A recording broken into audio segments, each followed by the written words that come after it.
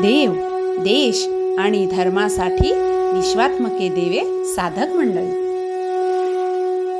गुरु विष्णू गुरुदेवो महेश्वरा गुरु साक्षात परब्रह्म तस्मै श्री गुरुवे नमः तस्मै श्री गुरुवे नमः. तर आज आपण सर्व विश्वात्मके देवी साधक मंडळी देशी गोमाता, देशी खिल्लार गोमाता गोशाळेचा उद्घाटन सोहळा आणि पंढरीश पांडुरंग परमात्म्याचे आषाढी एकादशीच्या पर्व काळात हा चालू असलेला वैष्णव आनंद मेळावा. तर आपण आता डायरेक्ट विषयाकडे येऊया आपल्या. तर भक्ती कशाला म्हणायचं, तर संतांना भक्ती कुठली अपेक्षित आहे. तर भक्ती म्हणजे काय, तर भगवंताबद्दल आंतरिक प्रेम. तर प्रेम, आता प्रेम कशाला म्हणतो आपण, प्रेम म्हणलं की आपल्या डोक्यात काय संकल्पना येते लगेच, कशाला आपण प्रेम म्हणतो. प्रेम आता भरपूर व्यक्तीमध्ये, आपण उदाहरण जर घ्यायचं झालं तर आई आणि लेकरात पण प्रेम आहे, नवरा बायकोत पण प्रेम आहे, नाही का. म्हणजे आपल्या नातेवाईकाबद्दल प्रेम आहे. आता जर देहाबद्दल घेतलं तर आपलं पहिलं प्रेम आपल्या स्वतःच्या देहाबद्दल पण आहे, हो की नाही. मग प्रेम प्रेम प्रेम आपण कशाला म्हणतो, आणि संतांना कुठला प्रेम भाव अपेक्षित आहे, संतांना कुठली भक्ती अपेक्षित आहे. तर प्रेम जर म्हटलं तर आता आपण उदाहरण घेऊया की आई आणि लेकराचं घेतलं तर आईचं लेकरावर प्रेम असतंय आणि बरोबर आहे, ते स्वाभाविक आहे, ते बरोबर आहे.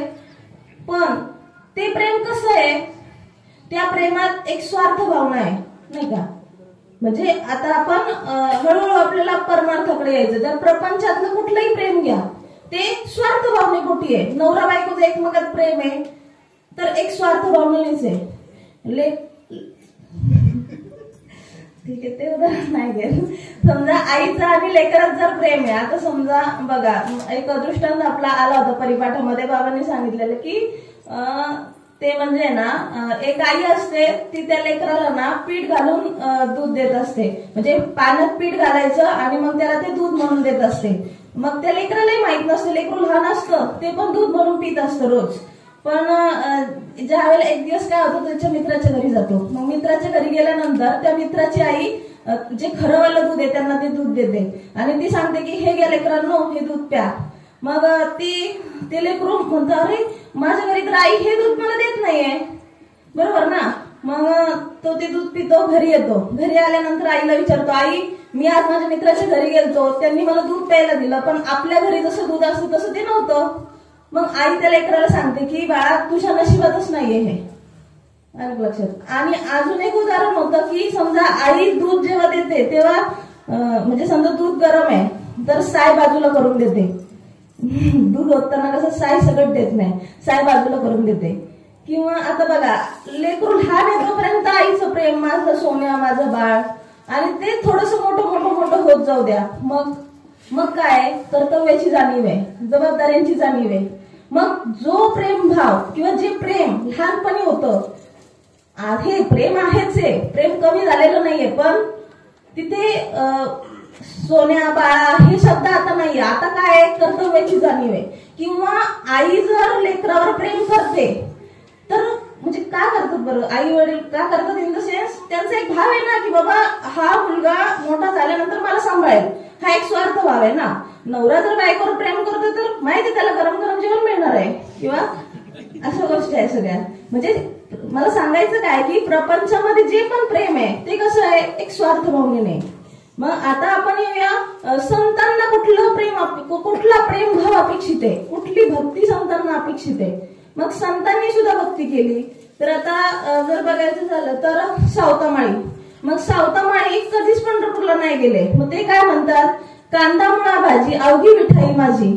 मग ते तर कधी, आता बघा ना सगळे पंढरपूरला जातात, पंढरपूरला चालले तर वारी म्हणल्यावर विठ्ठलाला भेटायला जायचं, पण तो पांडुरंग परमात्मा कुठे आहे, सगळी कुठे चालली, ती सगळी पंढरपूरला चाललेत, पण सावतामाळी कधीच नाही गेले.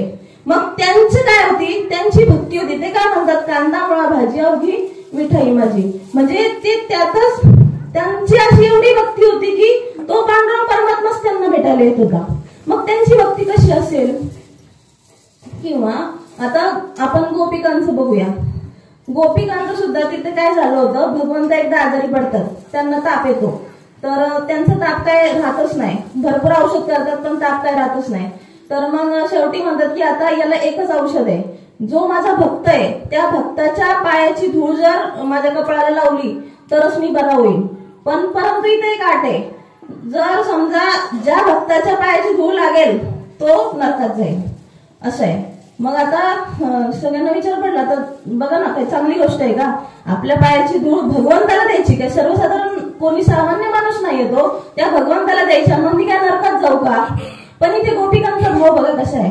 गोपिका काय म्हणतात, आमचं काही पण होऊ दे, आम्ही नरकात जाऊ दे. आतापर्यंत आम्ही किती वेळा नरकवास भोगलाय, आमचं काही पण होऊ दे, आम्ही नरकात गेलो तरी चालेल, पण भगवंत बरा झाला पाहिजे. गोपिका लगेच रेडी झाल्या, त्यांनी त्यांच्या मनात संशय नाही आला. ते लगेच म्हणले की काय भगवंताला समाधान होणार असेल, भगवंत बरा होणार असेल ना, तर माझ्या पायाची धूळ घेऊन जा म्हणे, किती पाहिजे तेवढी घेऊन जा म्हणे, भगवंत बरा होणार आहे ना.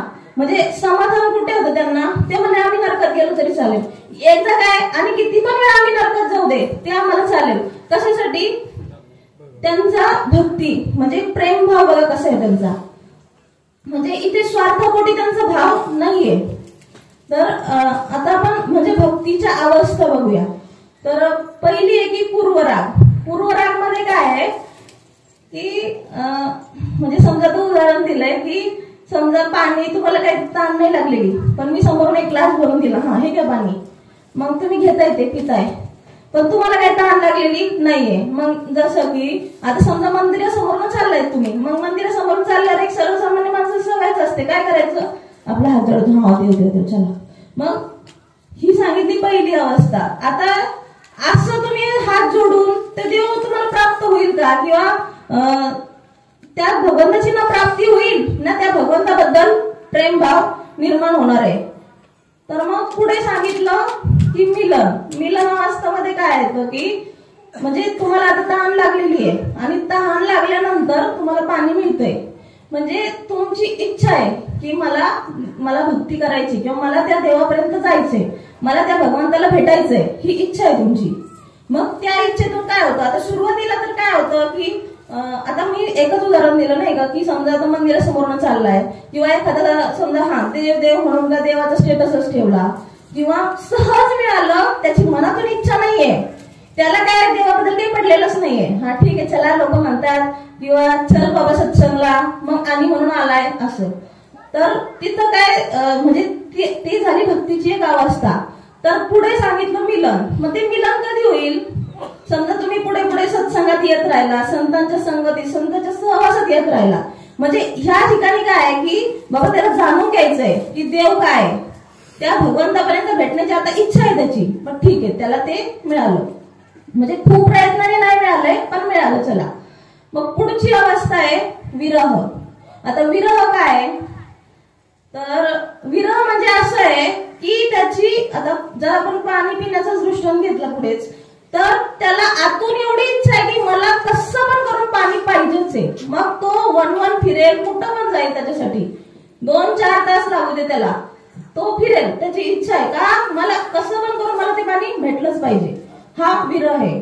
मग इथे भक्तीमध्ये सुद्धा असाच त्या भक्ताचा सुद्धा विरह आहे, मला काही पण झालं तरी चालेल पण मला त्या भगवंताला आता मला भेटायचं, त्याची तीव्र इच्छा आहे मनातून आहे की पाण्याविना मासोळी तैसा तुका तळमळी. मग तुकाराम महाराजांचा एक अभंग आहे इथं, कारण तुकाराम महाराज सुद्धा भक्त होते. कन्या सासुऱ्यासी जाय मागे परतून पाय, तैसे झाले माझा जीवा केव्हा भेटसी केशवा. मग हा तुकाराम महाराजांनी अभंग लिहिलाय नाही का. आता कन्या सासुऱ्याशी जाय, आता जी मुलगी लग्न करून जाते सासरी, त्यांना तो अनुभव आहे की कसं विरह आहे ना शेवटी. आता जी मुलगी आई बाबांच्या घरी राहिली इतक्या दिवस, प्रेमानं लाडाकोडानं वाढवलंय आणि आता ती सासरी चालली, मग तिचं कसं विरह असणार आहे, तसंच तुकाराम महाराज म्हणतात. तर म्हणजे पाण्यातून समजा जर मासा आपण बाजूला काढला तर पाण्याशिवाय मासा राहू शकत नाही. मासा जर बाजूला काढला तर तो कसा होणार आहे, तडफडणार आहे. समजा आपण समुद्रावर जातो नाही का, तिथे लाटा येत राहतात, लाटा येतात, मग मासा काय स्वतःहून बाहेर येत नाही.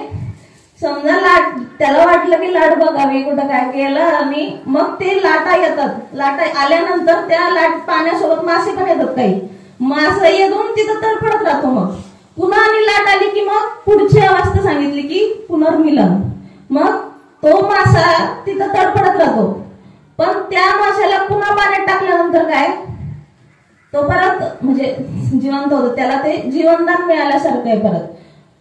तर पुनर्मिलन. मग पुनर्मिलन याच्यात काय सांगितलं की त्या भक्ताची आणि त्या भगवंताचं मिलन सांगितलंय.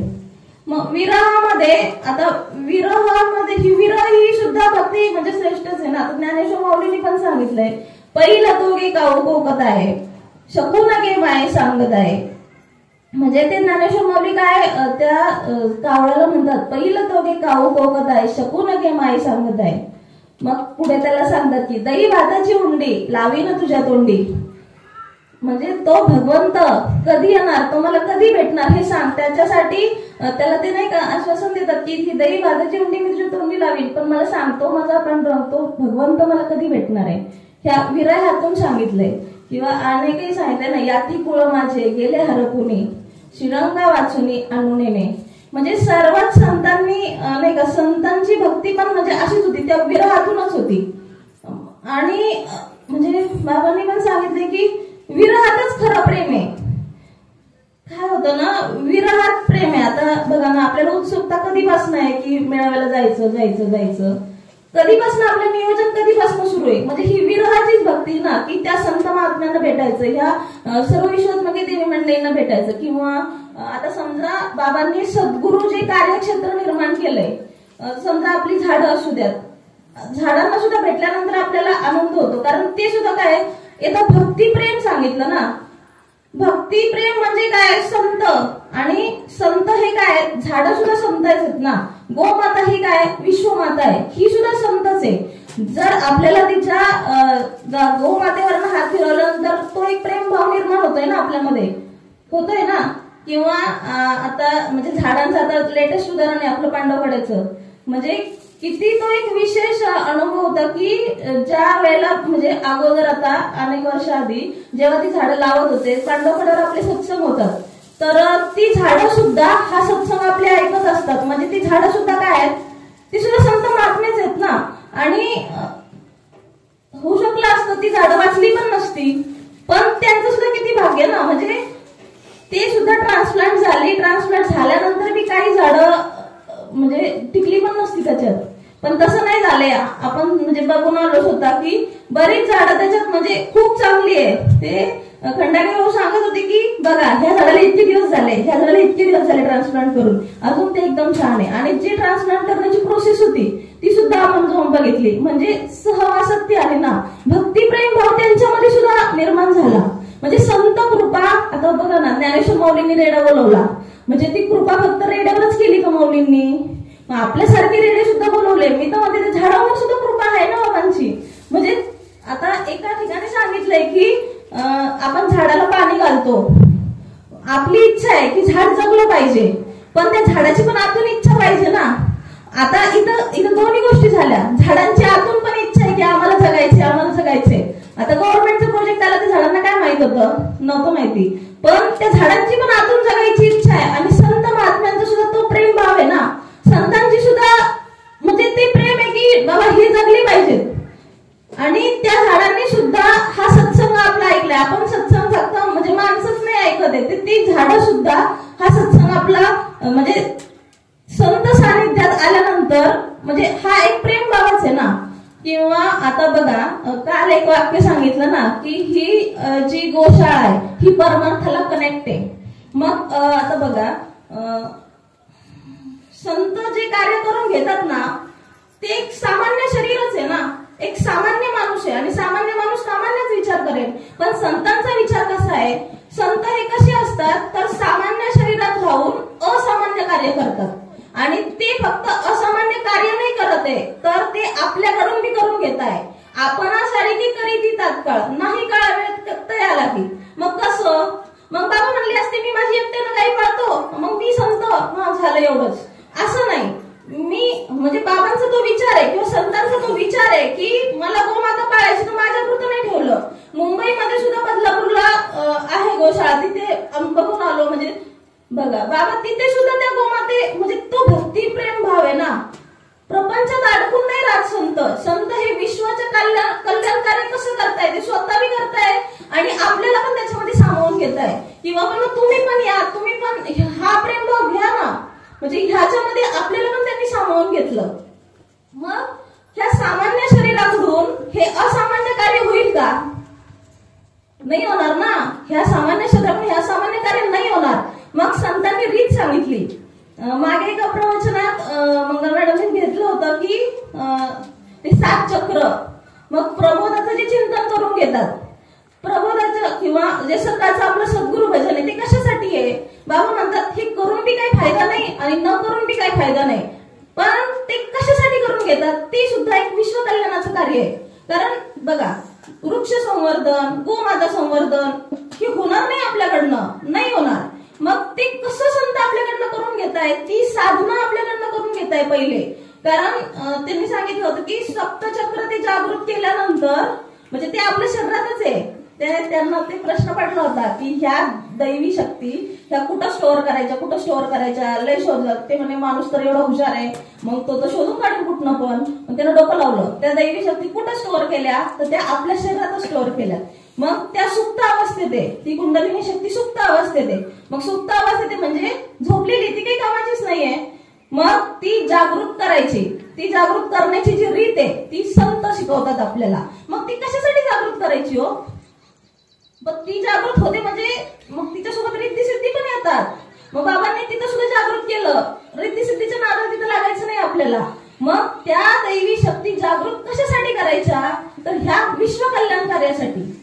म्हणून आपल्याकडनं बाबा ही साधना करून घेत आहे. मग हा काय आहे? प्रेम भाव आहे ना. माझ्याकडनं काही काम होणार नाही, मी काय झाडाचं काम करायला कधी जाणार नाही, पण संतांचा प्रेम भाव आहे. आपल्या साधकांवर संतांचा प्रेम भाव आहे आणि ह्या प्रेम भावातून हे कार्य होतंय. आता भक्तीचे म्हणजे 9 प्रकार आहेत नाही का? दास्य भक्ती, सौख्य भक्ती, श्रवण भक्ती, चिंतन, मनन, आत्मनिवेदन. मग हे आपण कधी करू हे? मग तसं बाबा ते आपल्याकडनं करून घेत आहे. कसं करून घेत आहेत? मग सकाळी सद्गुरु भजन आणि आत्मचिंतन. आपण एकट्यानं उठत नाही. आता किती वेळा तर होतंय आपलं भजन चुकायला होतंय. म्हणजे महात्मे किती का त्यांना एवढी स्ट्रिक्ट ऍक्शन घ्यायला लागते? ते का घेतात? का तर माझा भक्त मागे राहू नये किंवा माझा साधक प्रेम भाव याबद्दल बोलतोय आपण. इथं यायचं आपल्याला की प्रेम भाव आहे ना, त्यांना काय गरज आहे? ते काय आपले रिलेटिव्ह आहेत का? नाही. हा आई लेकराला सांगेल बाबा उन्हात नको जाऊ, सावली दे, तू तुझ्या करिअर कडे बघ. आई बाबा सांगतील की त्यांचा स्वार्थ भाव आहे. पण संतांचा काय भाव आहे इथं? म्हणजे हे हा प्रेम भाव आहे त्यांचा. ही भक्ती करण्याची रीत आहे. म्हणून संत आपल्याकडनं हे स्वतः पण विश्व कल्याणाचं म्हणजे आत्मकल्याण तर झालं आपलं, पण विश्व कल्याणाच्या कार्याला संतांनी आपल्याला लावलं. आणि नुसतं लावलंय का? योग्य रीतीनं लावलं ना. मग नुसतं सांगितलं असतं की वृक्ष संवर्धन करा किंवा गोमातेचं पालन करा, मग नाही. बाबांनी स्वतः पण केलं आणि मग आपल्याला कार्याला लावलं. ते कार्य करण्यासाठी बाबा प्रत्येक ठिकाणी पॉइंट टू पॉइंट बाबांचं ऑब्झर्वेशन आहे. काय म्हणजे का ते आपल्याकडे एवढं लक्ष ठेवतात? कोण ठेवील का? आपण ठेवतो का आपल्या घरातल्या माणसावर? घराचं करण्यात असं होतं ना, तुझं तू बघ, असा आपला विचार आहे. पण बाबांच्या मनात तसं नाहीये. का? तो प्रेम भाव आहे ना.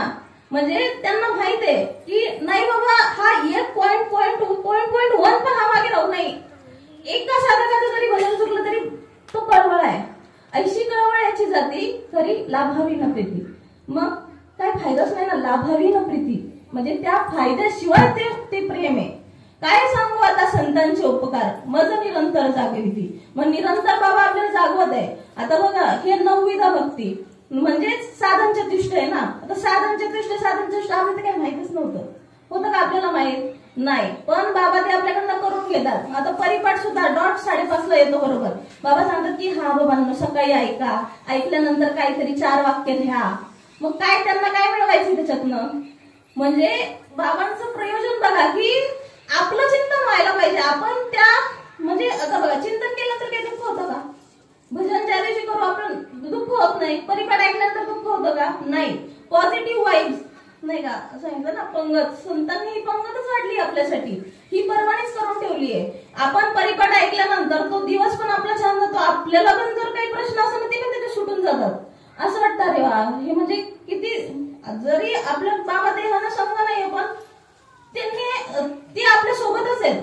त्यांनी आपल्याला सोडलेलंच नाही, एक मिनिट सुद्धा त्यांनी आपल्याला सोडलेलंच नाहीये. म्हणजे हा प्रेमभाव हे कशातून होतं? त्या प्रेमभावातून होतं.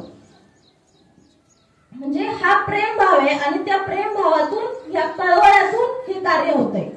मग आता चौथी अवस्था जी सांगितली पुनर्मिलन, मग जीव आणि शिवाचं ऐक्य सांगितलं तिथं. आता आपण जीव दशेला आहे, मग जीवातून शिवात म्हणजे जो मासा आहे ना बाहेर काढलाय तो पाण्यात सोडला म्हणजे तर तो तडफडत होता ना, बाहेर पाण्याचा होता तोपर्यंत तो तडफडत होता, पण पाण्यात सोडल्यानंतर काय झालं, त्याला परत असं वाटलं अरे मला जीवनदान मिळालं. मग ही जी अवस्था आहे ही पुनर्मिलन आहे. मग जीव काय दुःखच भोगतोय ना, संसार दुःख चहूकडे हिंगळ, विश्रांती नाही कोठे, म्हणजे संसार दुःखच आहे. जीव रूपाला जोपर्यंत दुःखीच आहे, पण तो ज्या वेळेला शिव स्वरूपाला मिळेल, जीव शिवाचा ऐक्य होईल म्हणजे पुनर्मिलन भक्ती. मग पुनर्मिलन म्हणजे तो त्या स्वरूपाशी एकरूप होणार आहे. मग स्वरूपाशी एकरूप झाल्यानंतर मग काय आहे तर त्याला आनंदच आहे. पण ह्या अवस्थेत सुद्धा मग एक बाबांनी धोका सांगितलाय की ह्या स्टेजला आल्यावर काय होऊ शकतं. आता आनंदी आनंदच आहे बरोबर आहे, पण ह्या स्टेजला आल्यावर काय होऊ शकतं की म्हणजे जो मासा पाण्यात गेलाय त्याला एक धोका असतो की जर कोणी जाळं टाकलं तर त्या जाळ्यामध्ये तो अडकून येऊ शकतो, आणि तो अडकून आला तर परत काय झाला, पाण्याच्या बाहेर आला म्हणजे याचं मरण निश्चित आहे. पहिलं दुःख मग तो मरणार हे. मग तसं आपल्याला सुद्धा पुनर्मिलन झालं. पुनर्मिलन म्हणजे अनुरागी भक्त. तर त्या अवस्थेत असताना धोके कुठले आहेत, त्यांनी कुठले धोके सांगितले तर म्हणजे एखादा प्रसिद्धीत लौकिकात अडकू शकतो. तुकाराम महाराज म्हणतात न लगे मुक्ती धन संपदा, म्हणजे ह्याच्यामध्ये मग प्रसिद्धी लौकिकात अडकण्याचे खूप चान्सेस आहे. कारण आता अज्ञानबाद झालाय, ज्ञानी झालाय, तर मग तिथे आपल्याला अडकायचं नाहीये. तर अनुरागी भक्त होऊन पडून न राही तय ठाई उगाच संतांची पायी.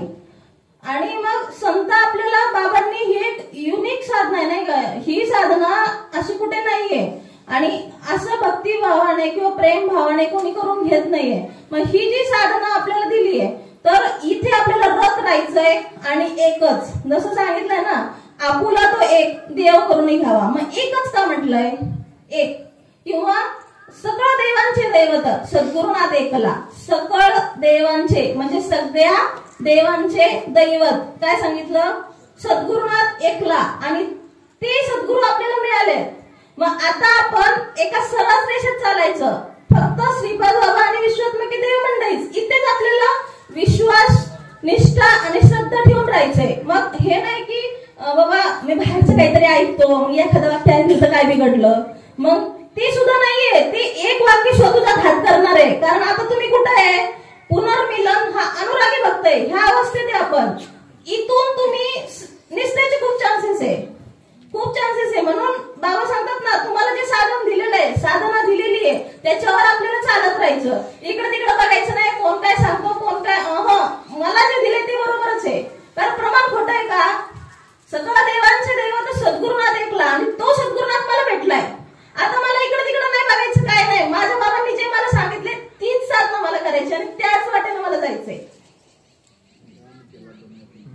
राम केला ब्रह्मज्ञानी वसिष्ठ मुनी तारको, कृष्ण गिरी शांतीपणी परब्रह्म दावेले. आणि शेवट सांगितलं मग तुका म्हणे सद्गुरु सेवा सर्व देवा वरिष्ठ.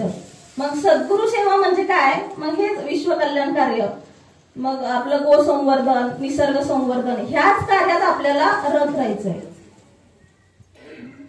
झालेली सेवा सद्गुरु चरणी अर्पण. कुंडली कवरदा विठ्ठल.